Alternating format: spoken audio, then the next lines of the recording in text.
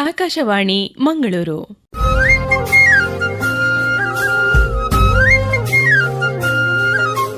ಕಿಸಾನ್ ವಾಣಿ, ಕಿಸಾನ್ ವಾಣಿ, ಜೈ ಕಿಸಾನ್, ಜೈ ಕಿಸಾನ್, ಜೈ ಕಿಸಾನ್, ಕಿಸಾನ್ ವಾಣಿ. ಈ ಕಾರ್ಯಕ್ರಮದ ಪ್ರಾಯೋಜಕರು ಕೃಷಿ ಹಾಗೂ ರೈತ ಕಲ್ಯಾಣ ಸಚಿವಾಲಯ, ಭಾರತ ಸರ್ಕಾರ. ಪ್ರಧಾನಮಂತ್ರಿ ಕಿಸಾನ್ ಮಾನ್ಧನ್ ಯೋಜನೆ ಸಿಗುವುದು ಪೆನ್ಷನ್ನ ಆಸರೆಯು, ಆಗದು ನಿರಾಸರೆ ಇನ್ನು.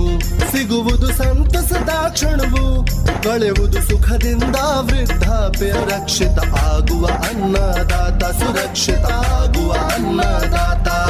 ಪ್ರಧಾನಮಂತ್ರಿ ಕಿಸಾನ್ ಮಾನ್ಧನ್ ಯೋಜನೆಯಿಂದ ಲಘು ಮತ್ತು ಸಣ್ಣ ಹಿಡುವಳಿದಾರ ರೈತರ ಭವಿಷ್ಯವಾಗುತ್ತೆ ಸುರಕ್ಷಿತ. 60 ವರ್ಷ ವಯಸ್ಸಾದ ನಂತರ 3,000 ರೂಪಾಯಿಗಳ ಮಾಸಿಕ ಪೆನ್ಷನ್ ಖಚಿತ. 55ರಿಂದ 200 ರೂಪಾಯಿಗಳ ಮಾಸಿಕ ಶುಲ್ಕ ನೀಡಿ 18ರಿಂದ 40 ವರ್ಷ ತನಕ ರೈತರು ಪ್ರವೇಶಿಸಬಹುದು. ಈ ಅಂಶದಾನ ಯೋಜನೆಯಲ್ಲಿ ಸರ್ಕಾರ ನೀಡುತ್ತದೆ ಸಮಪಾಲು ಕೊಡುಗೆ. ಎಲ್ಲ ರೈತ ಬಾಂಧವರು ಈ ಸೇವೆಯ ಪ್ರಯೋಜನಕ್ಕಾಗಿ ಜನಸೇವಾ ಕೇಂದ್ರಕ್ಕೆ ಹೋಗಿ ಉಚಿತವಾಗಿ ತಮ್ಮ ಹೆಸರನ್ನು ನೋಂದಾಯಿಸಿಕೊಳ್ಳಿ. ಪ್ರಧಾನಮಂತ್ರಿ ಕಿಸಾನ್ ಮಾನ್ಧನ್ ಯೋಜನೆ ಅನ್ನದಾತರ ಪರಿಶ್ರಮಕ್ಕಾಗಿ ಈಗ, ಪೆನ್ಷನ್ನಿಂದ ಅವರ ಮನೆ ಸುರಕ್ಷಿತ.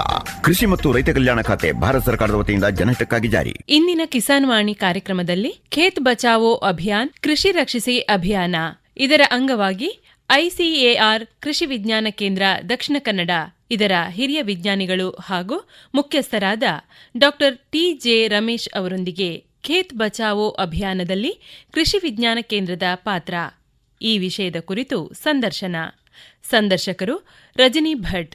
ಕೃಷಿಕ ಬಾಂಧವರಿಗೆಲ್ಲ ನಮಸ್ಕಾರ. ಖೇತ್ ಬಚಾವೋ ಅಭಿಯಾನ, ಕೃಷಿ ಉಳಿಸಿ, ಈ ಅಭಿಯಾನದಲ್ಲಿ ಇವತ್ತು ನಾವು ಕೃಷಿ ವಿಜ್ಞಾನ ಕೇಂದ್ರಕ್ಕೆ ಬಂದಿದ್ದೇವೆ.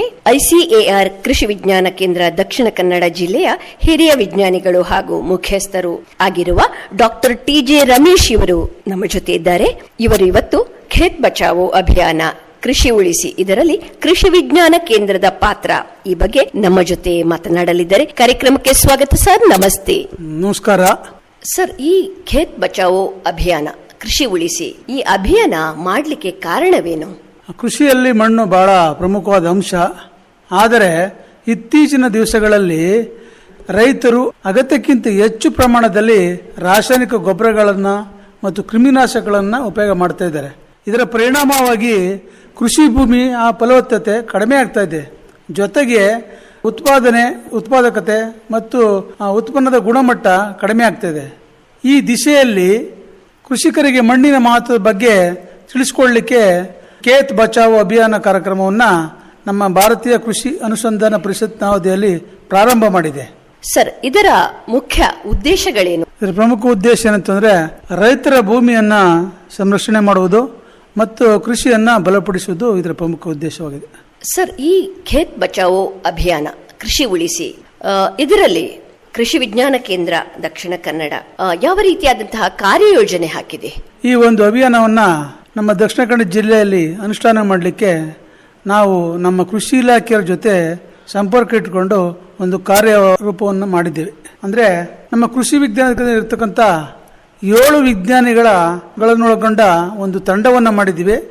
ಜೂನ್ 1ರಿಂದ ಜೂನ್ 30ರವರೆಗೆ ಈ ತಂಡ 9 ತಾಲೂಕಿನ 67 ಗ್ರಾಮಗಳಿಗೆ ಭೇಟಿ ನೀಡಿ ರೈತ ಬಾಂಧವರಿಗೆ, FPOಸ್ಗಳಿಗೆ, ಸ್ವಸಹಾಯ ಸಂಘದವರಿಗೆ ಹಾಗೂ ನಿರುದ್ಯೋಗ ಯುವಕರಿಗೆ ತರಬೇತಿ, ಪ್ರಾತ್ಯಕ್ಷಿಕೆ, ಕ್ಷೇತ್ರ ಭೇಟಿ, ವಿಶ್ಲೇಷಣಾ ಭೇಟಿ ಮುಖಾಂತರ ತಾಂತ್ರಿಕ ಮಾಹಿತಿಯನ್ನು ನೀಡುವುದರ ಜೊತೆಗೆ ರೈತರ ಸಮಸ್ಯೆಗಳೇನಿದೆ ಅದಕ್ಕೆ ಒಂದು ಪರಿಹಾರವನ್ನು ಸೂಚನೆ ಮಾಡತಕ್ಕಂಥ ಒಂದು ಕಾರ್ಯಕ್ರಮವಾಗಿದೆ. ಕೃಷಿಯಲ್ಲಿ ಮಣ್ಣು ಅತ್ಯಂತ ಪ್ರಮುಖವಾದದ್ದು.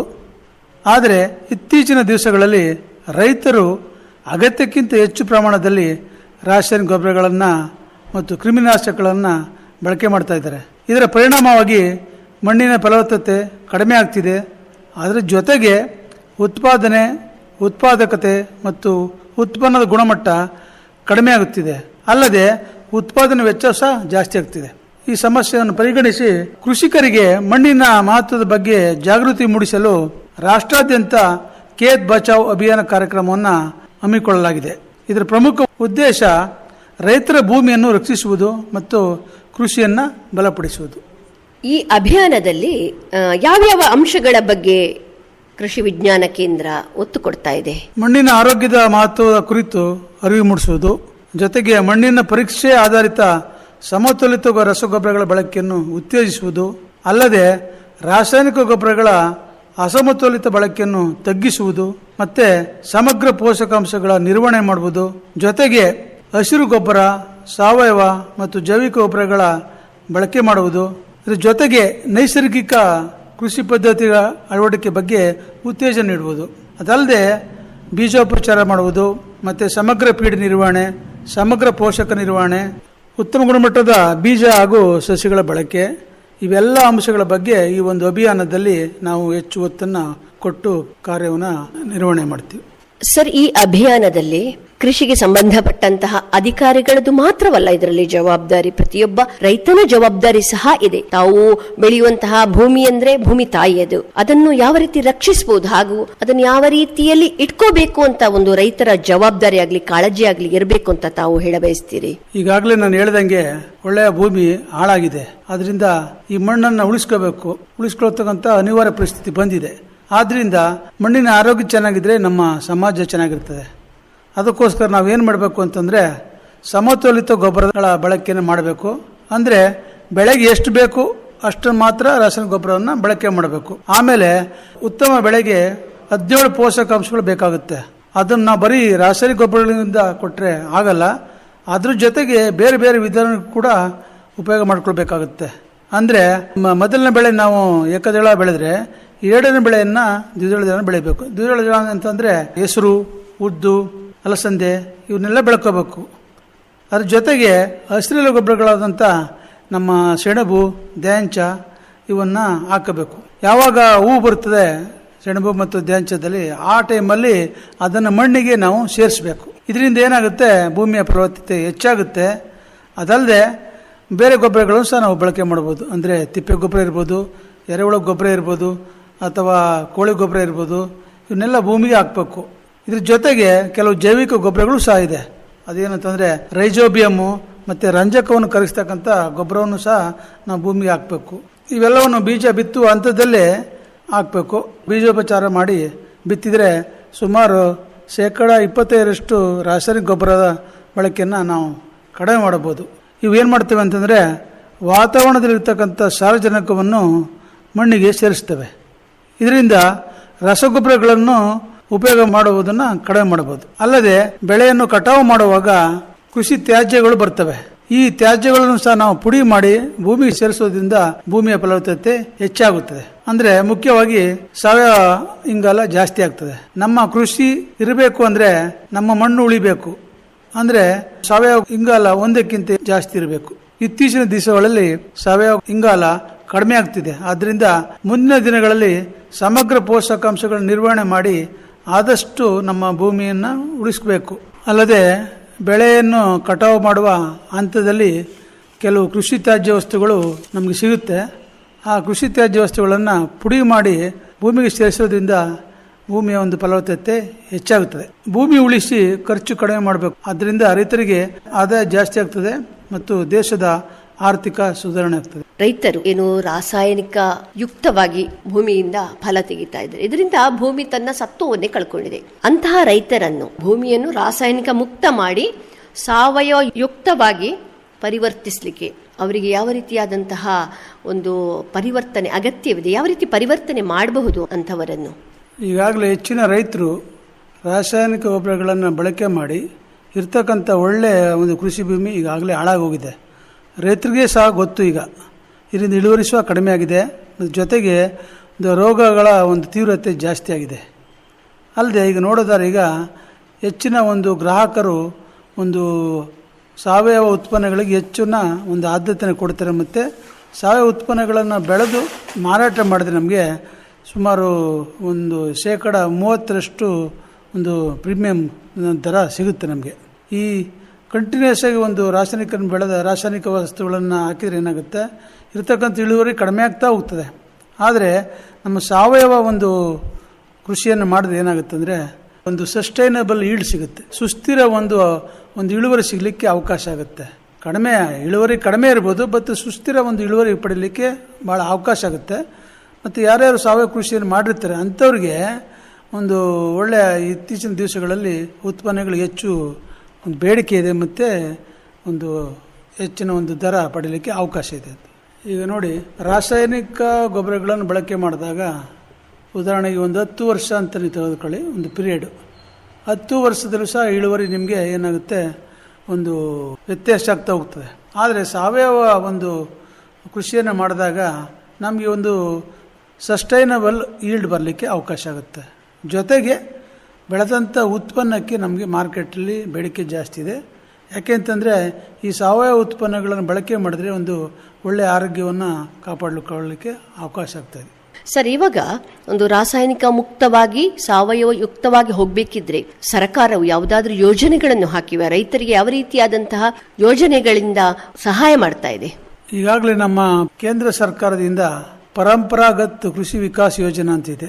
ಈ ಯೋಜನೆಯಲ್ಲಿ ಒಂದು ಸಾವಯವ ಕೃಷಿ ಮಾಡಲಿಕ್ಕೆ ಹೆಚ್ಚು ಅವಕಾಶ ಇದೆ ಮತ್ತು ಒತ್ತನ್ನು ಕೊಡ್ತಾ ಇದೆ.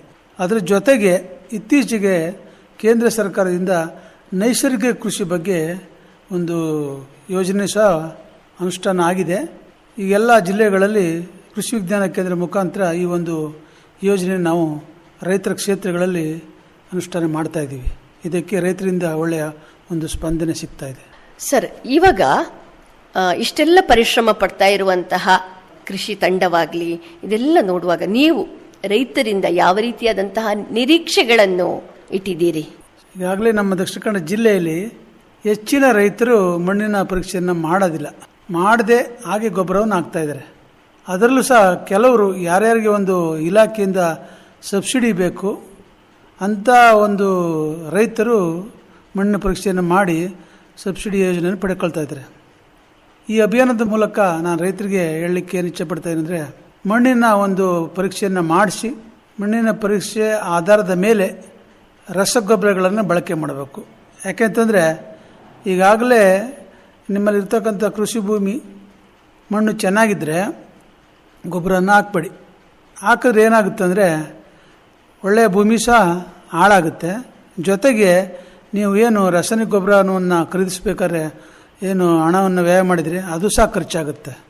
ಹಾಗಾಗಿ ನೀವು ಮಣ್ಣಿನ ಪರೀಕ್ಷೆಯನ್ನು ಮಾಡಿ ಅದರ ಆಧಾರದ ಮೇಲೆ ಸಮತೋಲಿತ ರಸಗೊಬ್ಬರಗಳನ್ನು ಬಳಕೆ ಮಾಡಿದ್ರೆ ಒಳ್ಳೆಯದು. ಮತ್ತು ನಿಮ್ಮ ಕೃಷಿ ಭೂಮಿಯನ್ನು ಹಲವಾರು ವರ್ಷಗಳವರೆಗೆ ಅದನ್ನು ನಿರ್ವಹಣೆ ಮಾಡಲಿಕ್ಕೆ ಅನುಕೂಲ ಆಗುತ್ತೆ. ಮತ್ತು ಒಂದು ಉತ್ತಮ ಗುಣಮಟ್ಟದ ಕೃಷಿ ಭೂಮಿಯನ್ನು ನಿಮ್ಮ ಮುಂದಿನ ತಲೆಮಾರುಗಳಿಗೆ ಅದು ಕೊಟ್ಟಂಗಾಗುತ್ತೆ.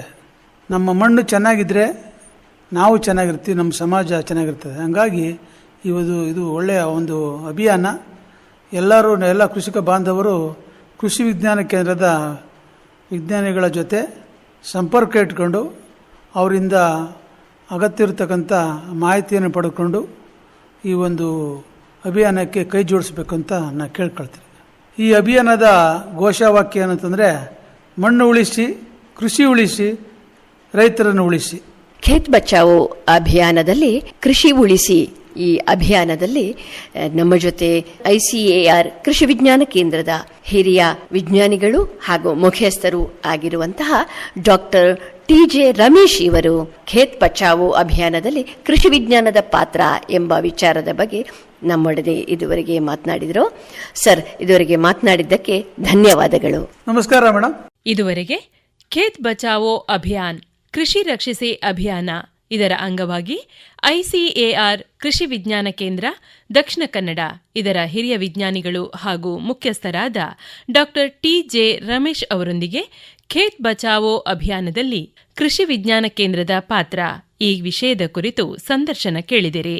ಸಂದರ್ಶನ ನಡೆಸಿಕೊಟ್ಟವರು ರಜನಿ ಭಟ್. ನಿರ್ದೇಶನ PV ಪ್ರಶಾಂತ್ ಕುಮಾರ್.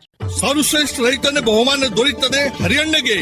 ಇನ್ನು ಎಲ್ಲಿವರೆಗೆ ನಿಮ್ಮ ಸಫಲತೆಯ ಗುಟ್ಟಿನ ಹೇಳಿ. ನನ್ನ ರೈತ ಬಾಂಧವರೇ, ಈಗ ನೀವು ಸಹ ಉತ್ತಮ ಬೆಳೆಯನ್ನು ಬೆಳೆಯಬಹುದು. ಅದು ಹೇಗೆಂದ್ರೆ ಯಾವಾಗ ಯಾವುದೇ ಸಮಸ್ಯೆ ಬಂದಲ್ಲಿ ತಕ್ಷಣ 1-800-1801-551 ಕರೆ ಮಾಡಿ. ಇದು ಯಾರ ನಂಬರ್ ಅಣ್ಣ? ರೈತರ ಕಾಲ್ ಸೆಂಟರ್ದು. ಇಲ್ಲಿ ಕೃಷಿಯ ಎಲ್ಲಾ ಸಮಸ್ಯೆಗಳಿಗೆ ವಿಶೇಷಜ್ಞರು ಉತ್ತರ ಹೇಳ್ತಾರೆ. ಅಲ್ಲಣ್ಣ, ವಿಶೇಷಜ್ಞರು ಅಲ್ಲಿ ಯಾವಾಗೂ ಕೂತಿರ್ತಾರೇನು? ಕೂತಿರ್ತಾರಣ್ಣ. ವರ್ಷದ 365 ದಿನಾಲೂ ಸಿಗ್ತಾರೆ. ಅದು ಸಹ ಬೆಳಗಿನ ಜಾವ 6ರಿಂದ ರಾತ್ರಿ 10 ಗಂಟೆವರೆಗೂ. ಆದ್ರಣ್ಣ ಬಳತ್ತಿನವರೆಗೆ ಮಾತಾಡಿದ್ರೆ ದುಡ್ಡು ಹೆಚ್ಚತ್ತಲ್ವಾ? ಯಾವ ಖರ್ಚು ಇಲ್ಲ. ಮೊಬೈಲ್ ಅಥವಾ ಬೇರೆ ಫೋನ್ ನಿಂದ ರೈತರ ಕಾಲ್ ಸೆಂಟರ್ಗೆ ಉಚಿತವಾಗಿ ಕರೆ ಮಾಡಿ ಸಲಹೆಗೂ ದುಡ್ಡಿಲ್ಲ. ನಿಜವಾಗ್ಲೂ. ರೈತ ಬಾಂಧವರಿಗೆ ಕೃಷಿಯ ಸಮಸ್ಯೆಗಳಿಗಾಗಿ ನಿಮ್ಮ ಭಾಷೆಯಲ್ಲಿ ತಕ್ಷಣವೇ ಪರಿಹಾರವನ್ನು ಪಡೆಯಲು ಭಾರತಾದ್ಯಂತ ಯಾವುದೇ ಫೋನ್ ನಿಂದ ರಾಷ್ಟ್ರೀಯ ಹೆಲ್ಪ್ ಲೈನ್ ನಂಬರ್ 1800-180-1551 ಉಚಿತವಾಗಿ ಕರೆ ಮಾಡಿ. ರೈತರ ಗೆಳೆಯ ರೈತರ ಕಾಲ್ ಸೆಂಟರ್. ಈ ಕಾರ್ಯಕ್ರಮದ ಪ್ರಾಯೋಜಕರು ಕೃಷಿ ಹಾಗೂ ರೈತ ಕಲ್ಯಾಣ ಸಚಿವಾಲಯ, ಭಾರತ ಸರ್ಕಾರ. ಇದು ಇಂದಿನ ಕಿಸಾನ್ ವಾಣಿ ಕಾರ್ಯಕ್ರಮ. ಮುಂದಿನ ಕಾರ್ಯಕ್ರಮದಲ್ಲಿ ಮತ್ತೆ ಭೇಟಿಯಾಗೋಣ. ನಮಸ್ಕಾರ.